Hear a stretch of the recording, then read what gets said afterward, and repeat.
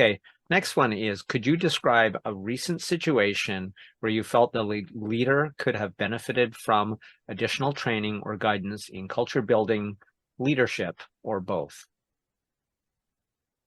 Recent experience. I would say yes. Definitely she's for sure open to this perspective of how it is that I come into looking at authentic leadership, and mixing that with holistic health. And then at the same time, I think that there is some benefit to, let's say, the people who are the ones that bring you in. They might be the mediator, you know. But then if it's not just the mediator, which sometimes I think the mediators actually could benefit as well, because they are the ones that are shopping Right. for the services and for the tools. I actually think is a bit of benefit to them to actually experience it so that they can actually understand it as well. But then also just the C-suite leader or the manager or the director, definitely, I think if they even get to experience it more fine-tuned to themselves, um, and because then I feel like when you can get that opportunity to actually really work with them, to really get to see like what is it through their lens, right? Like through their lens. And in my space, I'm not only talking about like in the workplace, right? It's also what's happening personally. And I think that that is something that definitely has to be taken into consideration, because what are we also talking about? You have this company that's being operated by humans that also are not just about the company, there's personal as well. So for them to even be able to see like just how much it is that they're influenced by their personal, there is this blend in how it ends up affecting them within the company, and even affecting the type of culture that they're even trying to design for the company. I do believe that it's of high interest and highly encouraged, to to have this, to be able to have some offering and some service for your team, right? For those people, for the mediator, so that the mediator really understands what it is that's going on. And then also for those that would be like the C-suite, the director, the manager, and all of that jazz, right? And then I would say once they kind of get through it, it even can identify who within the company could also benefit, because you're probably sitting on future leadership Mm-hmm. and not seeing it. So, but because of the work that you did and the exploration that you did, your eyes and your perspective are so much more open and so much more wide, and being able to see like, oh, we got some definite juicy gold mines like here, and I want to nurture if that's what they want to do, right? Like I Mm-hmm. want to at least have the conversation with them and start that way. You can start creating that pathway for them to be able to come up into the leadership. And we know that that's a thing too. People leave companies because they feel like there's nowhere for them to go. They're not even asked. Well, you know? what you just said, as you were speaking, what popped up in my mind is two things. First of all, when you're talking about humans, it's sort of like business is by definition personal, because remember, those spaces are occupied by human beings who, as you said, have a life outside of it. And if they feel like you're just a number at work, then Mm-hmm. needless to say, why would they ever think you're anything but just a number, or a giant Paycheck. pen who signs paychecks? So it Yeah. goes both ways, and all business is personal. Daniel Pink, one of my favorite books, my favorite book of his in particular was called Drive. And he looked Mm-hmm. at the research, and this was quite a long time ago. And there's three main things that motivate people. Pay is actually when you're talking about skilled and creative workers, a poor method for motivating them. When it comes to this, he found three things: mastery, autonomy, and purpose, where mastery is the opportunity to get better at what you do, attracting exceptional talent. To attract, rather than have to go out and headhunt exceptional talent or exceptional employees of any kind, you have to be, in their eyes, worthy of being attracted to. If your workplace culture sucks, don't ever expect anybody to come knocking on your door begging to work for you. You know, people had the choice. You're in Silicon Valley, you have the chance to work at Netflix or Google or Microsoft, and a lot of people are preferring Netflix. Why? Because their culture was fantastic.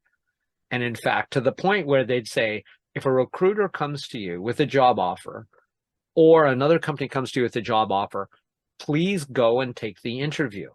Not because we want to lose you, but because A, we want to learn about what the market rates are and what your demand, and chances are you come back and you tell us and we'll raise you. So the policy at Netflix was essentially, we put you a hair above top market rates.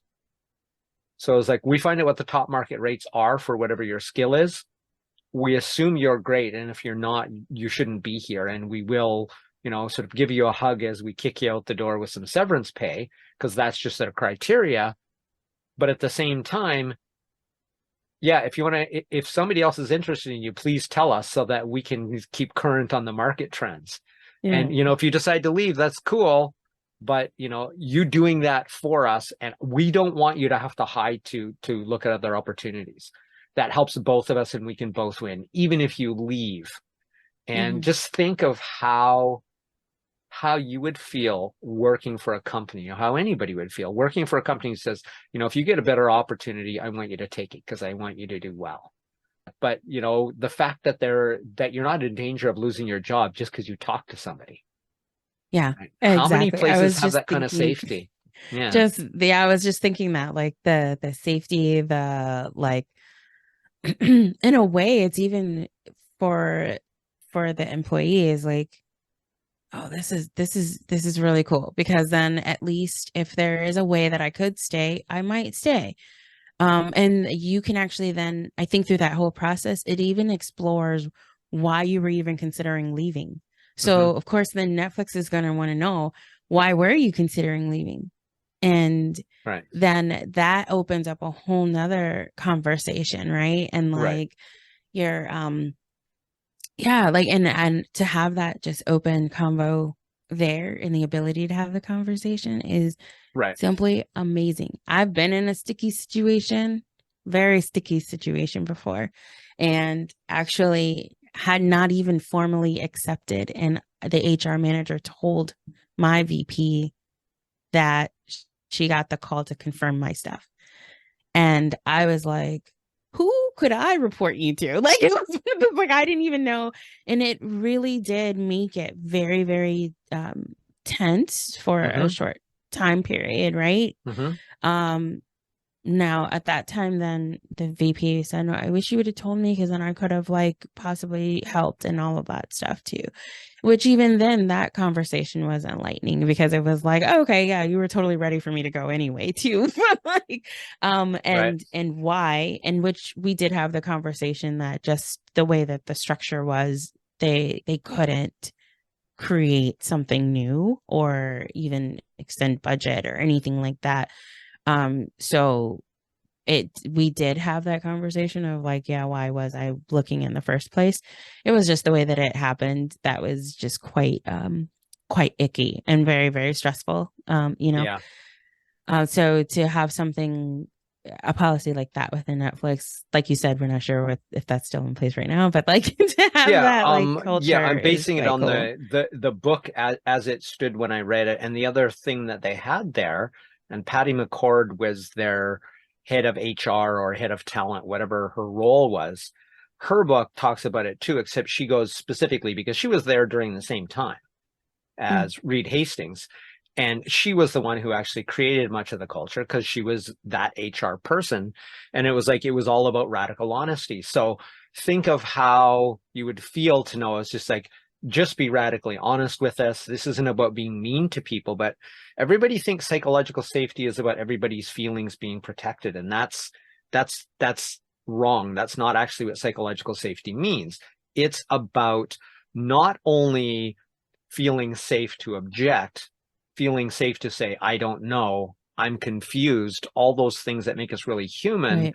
but also the right to be able to say up, down, or sideways, I disagree with you, and here's why. And they did a lot of hard work about making basically a framework where you can say, I think you're wrong, or I think we should do it differently.